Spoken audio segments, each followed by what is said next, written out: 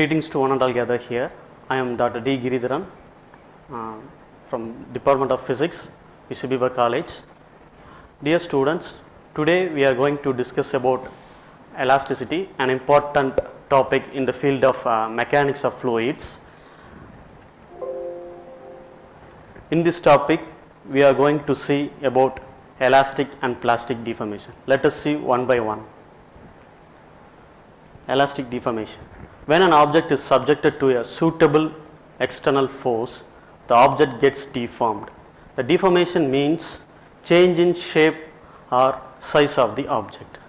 If the object regains its original shape after removing the deformation force, then the object is said to be elastic. Look at this picture. Here I have shown a spring fixed at one end and loaded at the other end. Here what happens is that there are two forces are acting. One is deformation force, another one is restoring force. When the forces are at equilibrium condition, the two forces are equal in magnitude and acts in opposite direction. As soon as when the deformation force is removed, the spring regains its original shape. In elastic deformation, the object regains its original shape when the deformation force is removed.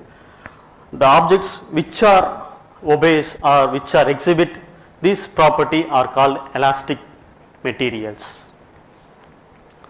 On the other hand, in plastic deformation, permanent deformation take place. There is no chance for the object to regain its original shape. So permanently the shape of the object gets changed. So here change is permanent. Here arises the question, what are the objects have elastic and plastic deformation?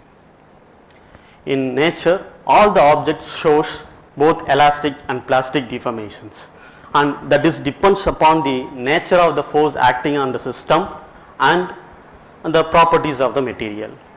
In nature, all the object shows elasticity nature to certain extent or certain limit. Beyond that limit,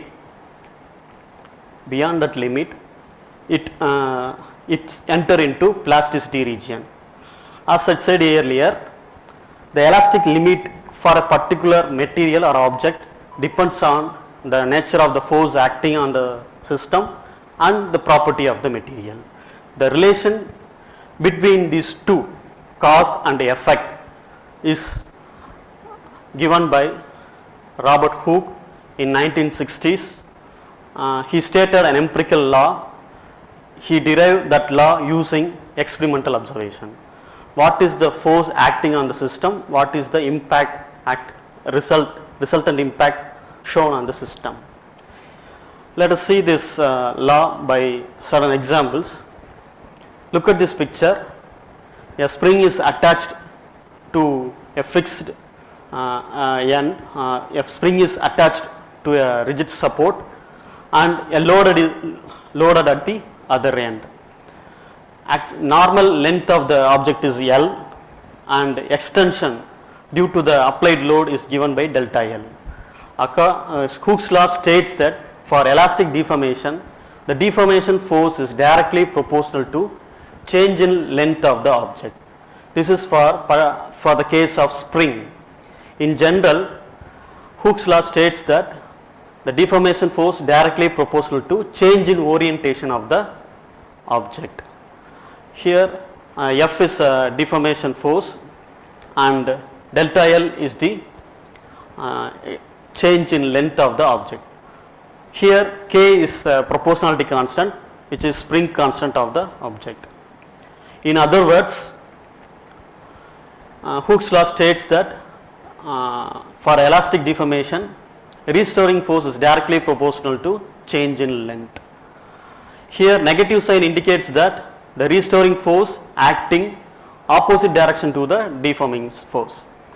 Here what happens is that when the deformation force is removed, the restoring force emerges inside the object and it regains the original shape of the object. This is also to certain extent only. Beyond that limit, the object enter into plastic region. When you apply load more than that, it breaks into plastic region. So the figure shows the regain of the original shape of the spring. So Hooke's law only valid for relatively small deforming forces. When the force is high, the deformation is high, so it crosses the elasticity nature of the object, so it enter into plastic region. So in general, it is applicable to any material, any object, so and only valid for relatively small deforming forces. In modified version, Hooke's law also states that for elastic deformation within the elastic limit, stress is directly proportional to strain, where stress is nothing but the deformation force acts per unit area on the object, and the strain is the impact take place in the object. After when you apply a force, there is a small change in the object shape or size, and that is denoted by strain.